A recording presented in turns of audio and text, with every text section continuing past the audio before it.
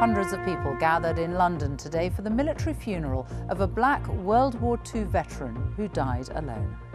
Now, this is Peter Brown. He died last year at the age of 96 alone in London. He had no known relatives and very few of his neighbours knew about his past. But Peter had been one of the last surviving black RAF pilots to serve in the Second World War. He came to the UK from Jamaica in the 1940s and volunteered flying Lancaster bombers. When he died, his funeral looked set to be very small, but a public appeal for people to come and pay their last respects meant that today 600 people gathered to say thank you and goodbye. Helena Wilkinson was there. On a warm spring day in central London, Flight Sergeant Peter Brown's final journey. His coffin draped with a Union flag. On top, the medals he was awarded during the Second World War. Born in Jamaica, he travelled thousands of miles as a teenager to the UK to volunteer with the Royal Air Force during World War II.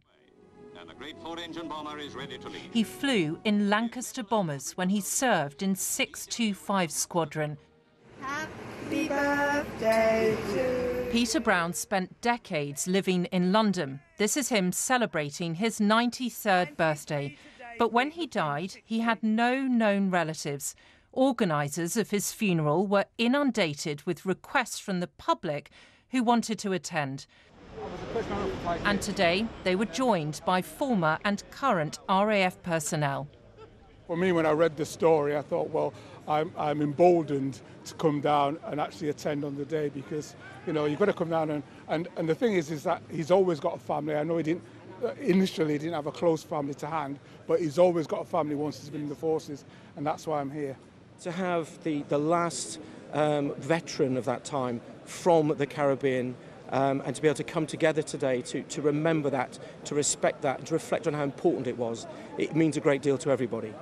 Our intention was originally that there would be the funeral, us, and we'd go to the pub and have a drink in his memory. Peter Brown's neighbours, who knew him for decades, helped organise today's service and remember a quiet, modest man.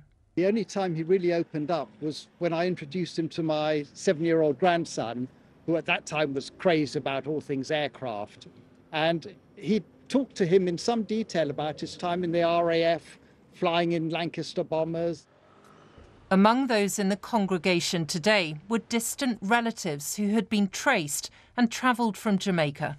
His legacy will live on in the minds and hearts of a lot of people who have connected with this story. And most importantly, he'll live on in the legacy of our family. Peter Brown's funeral service reflected all parts of his life,